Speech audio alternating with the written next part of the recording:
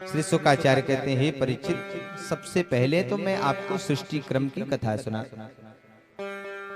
जब यह संसार प्रलयातीत हो जाता है और इस संसार में केवल जल ही जल होता है और कुछ नहीं होता, केवल जल होता है। और तब एक बट वृक्ष, एक बट के पत्ते के ऊपर एक नन्हा सा बालक जोर जोर से रोता है।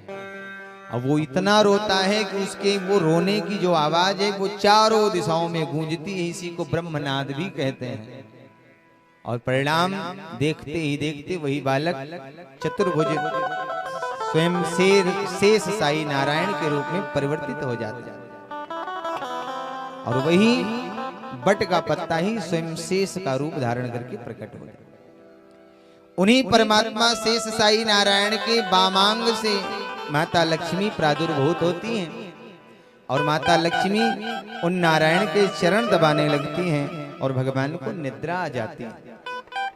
भगवान को निद्रा आई तो भगवान सो गए और उसी समय भगवान के नाभि छिद्र से एक कमल का उदय हुआ, कमल प्रकट हुआ और उसी कमल पे ब्रह्मा जी प्रकट भये।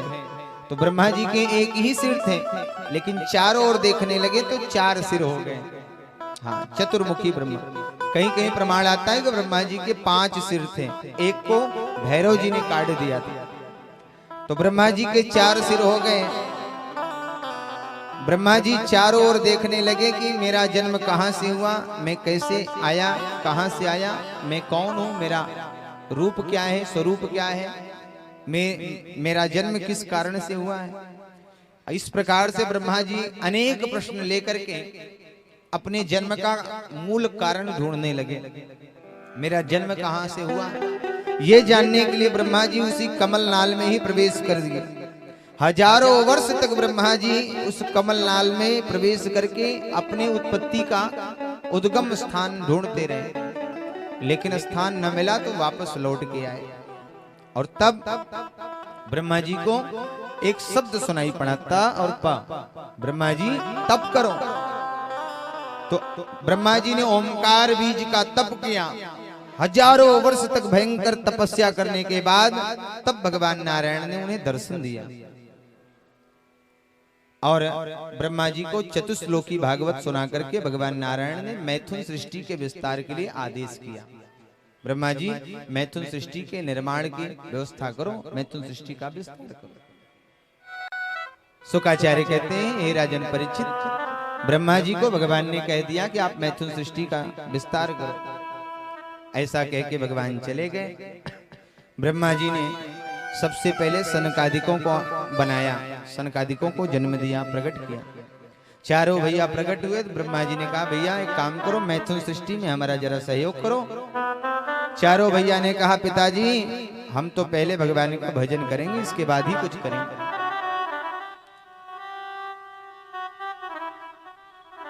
पिता की बात को मना कर दिया। ब्रह्मा जी को बड़ा क्रोध आया, श्राप दे दिया, तुम चारों को मैं श्राप देता हूं, हमेशा तुम 5 वर्ष के बने रहो, कभी झके हो नहीं। इसलिए सनकादिक हमेशा 5 वर्ष के, लाखों वर्ष आयु बीत गई लेकिन आज भी 5 वर्ष के बालक ही बने हैं सनकादिक, सनक, सनंदन, सनातन, सनत कुमार।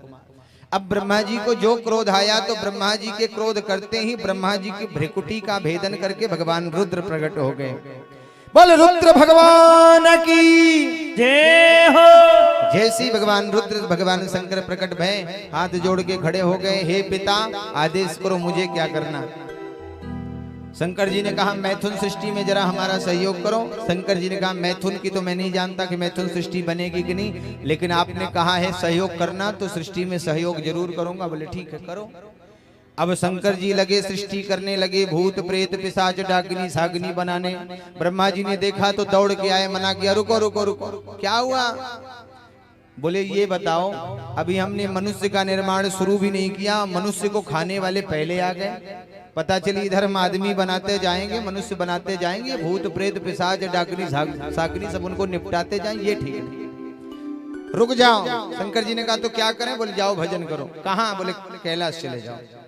शंकर जी कैलाश पे गए, भगवान का भजन शुरू कर दिया। अब 10 प्रकार की सृष्टि, 10 प्रकृति जिसे भी कहते हैं, जो प्रकृतियों का संरक्षण करने वाले हैं, ऐसे 10 ऋषियों का निर्माण किया, जिसमें नारद जी भी आते हैं। निवेदन किया ब्रह्मा जी ने कि सृष्टि करो, मैथुन सृष्टि में सहयोग करो। सबने हाथ खड़े कर दिए, पिताजी पहले कुछ भजन हो जाए फिर सृष्टि करेंगे। आपका आदेश सिर माथे पे, लेकिन कुछ भजन हो जाए। ब्रह्मा जी ने कहा ठीक है। ब्रह्मा जी ने फिर अपने ही शरीर के 2 भाग बनाए, बाएं भाग को स्त्री और दाहिने भाग को पुरुष। बाएं भाग से देवी शतरूपा और दाहिने भाग से महाराज मनु का निर्माण किया। दोनों का विवाह करा दिया और निवेदन किया, जाकर के सृष्टि निर्माण करो, मैथुन सृष्टि में सहयोग करो।